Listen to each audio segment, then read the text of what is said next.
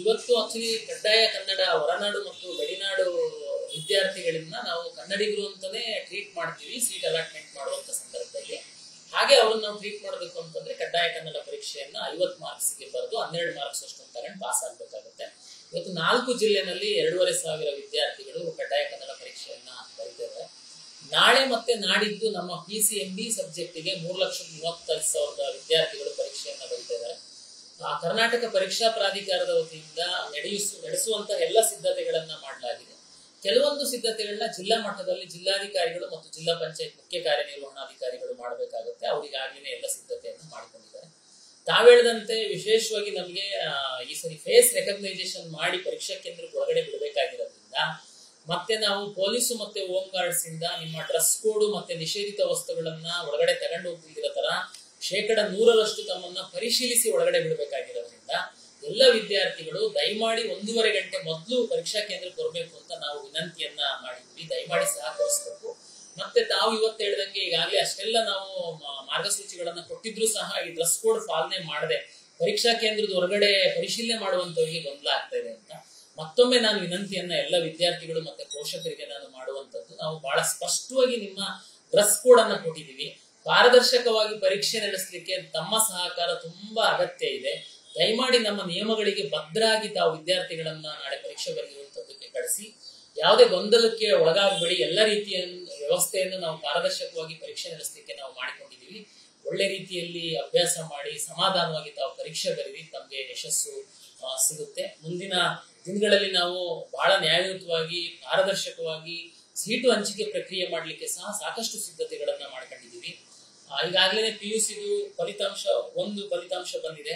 ಸದ್ಯದಲ್ಲೇನೆ 2ನೇ ಪರೀಕ್ಷೆ ಆಗಿ ಫಲಿತಾಂಶ ಬರುತ್ತೆ. ಫಸ್ಟ್ ಮತ್ತೆ 2ನೇ ಫಲಿತಾಂಶವನ್ನ ತಗೊಂಡು ನಾವು ನಮ್ಮ CET ರ್ಯಾಂಕ್ ಅನ್ನ ಕೊಡುವಂತದ್ದು. ತಮಗೆ ಗೊತ್ತಿದೆ ನಮ್ಮ CET ರ್ಯಾಂಕ್ CET ಪರೀಕ್ಷೆಯ 50% ಮತ್ತೆ PUC ಅಲ್ಲಿ ಗಳಿಸಿರುವಂತಹ ಫಲಿತಾಂಶದ 50% ಆಧರಿಸಿ ನಾವು ರ್ಯಾಂಕ್ ಅನ್ನ ಕೊಡುವಂತದ್ದು.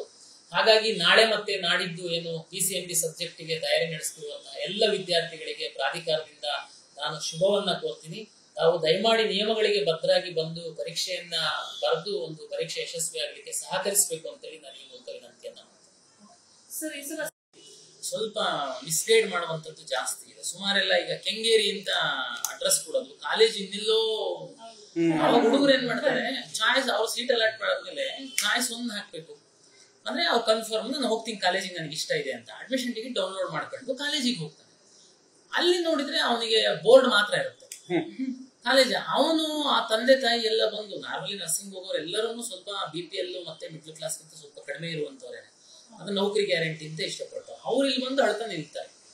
ನಮ್ದು ಇಲ್ಲಿವರೆ ನಿಯಮ ಏನು, ಚಾಯ್ಸ್ 1 ಹಾಕಿದ್ಯಾ ನೀನು ಮುಗೀತು, ನೀನು ಹೋಗ್ತಾ ಇರ್ಬೇಕು ಕಾಲೇಜಿಗೆ, ಹೋಗೋ ಅಷ್ಟೇನೆ. ಹೋಗ್ಲಿಲ್ಲ ಅಂದ್ರೆ ನಿನ್ನ ಹಣೆ ಬರ, ನಾವೇನ್ ಮಾಡೋದಕ್ಕಾಗಲ್ಲ ಅಂತ. ಅದು ನಮ್ಮ ಸಿಸ್ಟಮ್ ಅದನ್ನೇ ಮಾಡ್ತಿರ್ಲಿಲ್ಲ. ಫರ್ದರ್ ಹೋಗ್ಲಿಕ್ಕೆ ಜೆನ್ಯೂನ್ ಕ್ಯಾಂಡಿಡೇಟ್ ಇತ್ತು ಅಂತಂದ್ರೂ ನಾವು ಅವ್ರಿಗೆ ಅನುಕೂಲ ಮಾಡಕ್ ಆಗ್ತಾ ಇರ್ಲಿಲ್ಲ. ಅದಕ್ಕೆ ನಾವೇನೇ ಹೇಳ್ತಾ ಇದೀವಿ, ಕಾಲೇಜಿಗೆ ಹೋಗಿ ನೀನು ಅಡ್ಮಿಷನ್ ಅಲ್ಲಿ ಹೋಗಾದ್ಮೇಲೆ ಆಗಲ್ಲ, ನನಗೆ ಇಷ್ಟ ಇಲ್ಲ, ಡೋಂಟ್ ವರ್ಕ್, ಇಷ್ಟನೇ ಇಲ್ಲ, ನಿನ್ ಮಾತ್ರ ಅದೇ ಕಾಲೇಜ್ ಸಿಗಲ್ಲ ನಿಮಗೆ, ನೆಕ್ಸ್ಟ್ ರೌಂಡಿಗೆ ನೀನ್ ಬೇಕಿದ್ರೆ ಭಾಗವಹಿಸುವ, 750 ರೂಪಾಯಿ ಕೊಟ್ಟು ಮತ್ತೆ ನಮ್ಮ ಸಿಸ್ಟಮ್ ಒಳಗಡೆ ಬಾ. ಅಂದ್ ಲೆಕ್ಕ ಬೇಕಲ್ಲ ನಮ್ಗೆ. ಇಲ್ಲಾಂದ್ರೆ ಸುಮ್ಮನೆ ಯಾರು ಬೇಕಾದ್ರೂ ಬರ್ಬೋದು ಹೋಗ್ಬೋದು ಅಂದ್ರೆ ಏನೋ ಇಂತಹ ಪ್ರಕರಣಗಳಲ್ಲಿ. ಆಮೇಲೆ ಕೆಲವು ಹುಡುಗರು ಹೆಂಗೆ ನಮ್ ಚಾಯ್ಸ್ 4 ಹಾಕ್ತಿದ್ರು ಅಂದ್ರೆ ಸಿಸ್ಟಮ್ ಇಂದ ಹೊರಗಡೆ 4 ಅಂತ ಇಷ್ಟ. ಈ ಲಾಸ್ಟ್ ಇಯರ್ ಎಲ್ಲ ಈ ಸೈಬರ್ ಸೆಂಟರ್ ಮೇಲೆ ಹಾಕಿ ಅವನು 3 ಹಾಕೋದು 2 ಹಾಕೋದ್ರ ಬದಲು 4 ಹಾಕ್ಬಿಡು, ಅವನ ಸಿಸ್ಟಮ್ ಇಂದ ಔಟ್. ಅವ್ರು ಇಲ್ಲಿ ಬರೋರು ಸರ್, ನಾವು ಅವನಿಗೆ ಹೇಳಿದ್ವಿ ಒಂದು 4 ಹಾಕ್ಬಿಟ್ಟಿದ್ವಿ, ನನಗೆ ಒಳಗಡೆ ಬರೋದು. ನೋ ನೀನ್ ಚಾಯ್ಸ್ 4 ಹಾಕಿದ್ಯಾ, ನಿನ್ನ ಮತ್ತೆ ನಾವು ಹೊರಗಡೆ ತಗೊಂಡ ನಮ್ಮ ಸಿಸ್ಟಮ್ ಒಳಗಡೆ ವ್ಯವಸ್ಥೆ ಇಲ್ಲ. ಓಕೆ, ಮಿಸ್ಟೇಕ್ ಮಕ್ಕಳು ಮಾಡ್ತಾರೆ, PUC ಓದಿರೋ ಮಕ್ಳು ಇರ್ತಾರೆ, ಕೆಲವರು ಅವರು ಮಾಡ್ತಾರೆ. ಅದಕ್ಕೆ ನಮ್ಮ ಹತ್ರ ಪರಿಹಾರ ಏನೂ ಇರಲಿಲ್ಲ. ಅದಕ್ಕೆ ನಾವು ಹೇಳ್ತಾ ಆಯ್ತಪ್ಪ ಓಕೆ ತಪ್ಪಾಗಿದೆ, ನಿಮ್ಮ ಸಿಸ್ಟಮ್ ಒಳಗೆ ಬರ್ತೀಯಾ, ಆಯ್ತು ಪ್ರೊಸೆಸಿಂಗ್ ಫೀಸ್ 750 ಕಟ್ಟು ನೀನು ಎಂಟ್ರಿ ಹೊಡಿ. ಇನ್ನೊಂದು ಕೇಸ್ ನನಗೆ ಒಂದು ಕೇಸ್ ಬಂದಿತ್ತು. ಏನಂದ್ರೆ ಅವರು ಈಗ ಅಪ್ಲಿಕೇಶನ್ ಹಾಕಿ ಎಲ್ಲ ಮಾಡ್ಬಿಟ್ಟಿದ್ದಾರೆ, ಬಟ್ ಅವ್ರು ಏನೋ ಕೋಟಾ ಇದನ್ನ ಮೆನ್ಷನ್ ಮಾಡೋದಕ್ಕೆ ಮರ್ತಿದ್ದಾರೆ. ಬಟ್ ಈಗ ನೆಕ್ಸ್ಟ್ ಎಕ್ಸಾಮ್ ಬರೆದ ನಂತರ ಕೂಡ ಅವಕಾಶ ಇರುತ್ತಲ್ವಾ ಸರ್ ಅವ್ರಿಗೆ? ಅಗ್ರಿಕಲ್ಚರ್ ಈಗ ಪ್ರಾಬ್ಲಮ್ ಏನಂತಂದ್ರೆ ಅಗ್ರಿಕಲ್ಚರ್ ಅಲ್ಲಿ 2 ರೀತಿ ಕೋಟಾ ಇದೆ. ರೆಗ್ಯುಲರ್ ನೀವು ಸಹ ಅಗ್ರಿ ಸೀಟ್ ಅಂತ ತಗೊಳ್ಬಹುದು. ನೀವು ಫಾರ್ಮರ್ ಮಗ ಆಗಿದ್ರೆ ಸಹ ನಿಮಗೆ ಒಂದಷ್ಟು ಸೀಟ್ಗಳು ರಿಸರ್ವೇಶನ್ ಇದೆ. ಈಗ ನೀವು ಫಾರ್ಮರ್ ಮಗ ಅಂತನ್ನುವಂಥದ್ದನ್ನ ನೀವು ಅಪ್ಲಿಕೇಶನ್ ಹಾಕುವಾಗ ಕ್ಲೈಮ್ ಮಾಡಿರ್ಬೇಕಾಗಿತ್ತು. ಮಾಡಿದ್ದವ್ರು ನಿಮಗೆ ಅವರೊಂದು ಎಕ್ಸಾಮ್ ಮಾಡ್ತಾರೆ ಅಗ್ರಿಕಲ್ಚರ್ ಯೂನಿವರ್ಸಿಟಿ.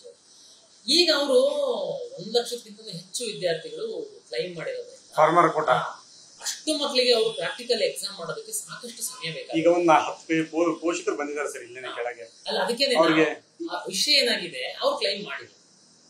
ಈಗ ಅಗ್ರಿಕಲ್ಚರ್ ಯೂನಿವರ್ಸಿಟಿಯವರು ಅವರಿಗೆ ಪ್ರಾಕ್ಟಿಕಲ್ ಟೆಸ್ಟಿಗೆ ನಿಮ್ದು ಫಾರ್ಮರ್ ಸರ್ಟಿಫಿಕೇಟ್ ಅಪ್ಲೋಡ್ ಮಾಡಿ ಅಂತ ಅವ್ರು ಬಿಟ್ಬಿಟ್ಟಾರೆ. ನಾವೇ ಡಾಟಾ ಕೊಟ್ಟಿದ್ವಿ ಅವರಿಗೆ, ಇಷ್ಟು ಮಕ್ಕಳು ಅಗ್ರಿಕಲ್ಚರ್ ಕ್ಲೈಮ್ ಮಾಡಿದ್ದಾರೆ, ನೀವು ತಗೊಳ್ಳಿ ಅಂತ ನಾವು ಡಾಟಾ ಕೊಟ್ಟಿದ್ವಿ. ಅದ್ರ ಮೇಲೆ ಅವ್ರ ವೆಬ್ಸೈಟ್ ಅಲ್ಲಿ ಬಿಟ್ಟಿದ್ದಾರೆ, ನೀವೆಲ್ಲ ಅಪ್ಲಿಕೇಶನ್ ಹಾಕುವಾಗ ಅಗ್ರಿಕಲ್ಚರ್ ಕೋಟಾ ಕ್ಲೈಮ್ ಮಾಡಿದ್ರೆ ನೀವು ನಿಮ್ ಫಾರ್ಮರ್ ಸರ್ಟಿಫಿಕೇಟ್ ಅಪ್ಲೋಡ್ ಮಾಡಿ ಅಂತ. ಅಪ್ಲೋಡ್ ಮಾಡಾಗ ಈಗ ಇವ್ರಿಗೆ ರಿಯಲೈಸ್ ಆಗಿದೆ, ನಾನು ಹಾಕಿಲ್ಲ ಅಂತ. ಬಟ್ ನಾವು ಅವರಿಗೆ ನಮ್ಮ ವಿನಂತಿ ಅಂದ್ರೆ, ಈಗ ಎಕ್ಸಾಮ್ ಇರೋದ್ರಿಂದ ನಾವು ಎಡಿಟ್ ಆಪ್ಷನ್ ಬಿಟ್ಟಿಲ್ಲ, ಬಿಡೋದು ಸೂಕ್ತ ಆಗುತ್ತೆ. ನಾಳೆ ಎಕ್ಸಾಮ್ ಆಗ್ತಿದಂಗೆ ಎಡಿಟ್ ಆಪ್ಷನ್ ಬಿಡ್ತೀವಿ. ಒಂದ್ ವೇಳೆ ಅಗ್ರಿಕಲ್ಚರ್ದು ಹಾಕಿಲ್ಲ, ಕ್ಯಾಸ್ಟ್ ಹಾಕಿಲ್ಲ, ಅದು ಹಾಕಿ ಅವರು ನಾವು ಮತ್ತೆ ಯೂನಿವರ್ಸಿಟಿಗೆ ರಿಕ್ವೆಸ್ಟ್ ಮಾಡ್ತೀವಿ. ಫಸ್ಟ್ ಟೈಮ್ ಕೋಟಾ ಕೊಟ್ಟಿದ್ದೀರಾ ಸರ್? ಈ ತರ ಇಲ್ಲ, ಅದಕ್ಕೆ ಮೊದಲಿಂದನೂ ಇದೆ. ಮಕ್ಕಳಿಗೆ ತುಂಬಾ ಆಗಿದೆ. ಸರಿ ತುಂಬಾ ಅಂದ್ರೆ ಒಂದಲ್ಲ, ಅಜ್ಜಂದು ಅಪ್ಪಂದು ಯಾರೋ ಒಂದು ಎಲ್ಲ ಬಂದು ಬೆಂಗಳೂರಿಗೆ ಸೆಟ್ಲ್ ಆಗಿರ್ತಾರೆ. ಬಟ್ ಒಂದು ಭೂಮಿ ಒಂದಿದ್ರೆ ಸಾಕು, ವಂಶವೃಕ್ಷ ತಗೊಂಡು ನಿಮ್ಮ ತಾತನ ಭೂಮಿ ಇದ್ರು ನಿಮ್ ಮಗನು ಕ್ಲೈಮ್ ಮಾಡ್ಬೋದು. ನಮ್ ತಾತನ ಭೂಮಿ ಇದೆ, ಅವ್ರ ಫ್ಯಾಮಿಲಿ ಅದಕ್ಕೊಂದಷ್ಟು ಸೀಟ್ ಇದಾವೆ. ಬಟ್ ನೀವು ಪ್ರಾಕ್ಟಿಕಲ್ ಎಕ್ಸಾಮ್ ಪಾಸ್ ಆಗ್ಬೇಕು. ಅಗ್ರಿಕಲ್ಚರ್ ಯೂನಿವರ್ಸಿಟಿ ಅವ್ರು ನಿಮಗೆ ಉಳುಮೆದು ನೇಗ್ಲು ಮತ್ತೆ ಅದು ಇದು ಎಲ್ಲ ಕೇಳಿ ನಿಮಗೆ ಪರೀಕ್ಷೆ ಮಾಡ್ತಾರೆ. ಕ್ಯಾಂಡಿಡೇಟ್ಗೆ ವಿದ್ಯಾರ್ಥಿ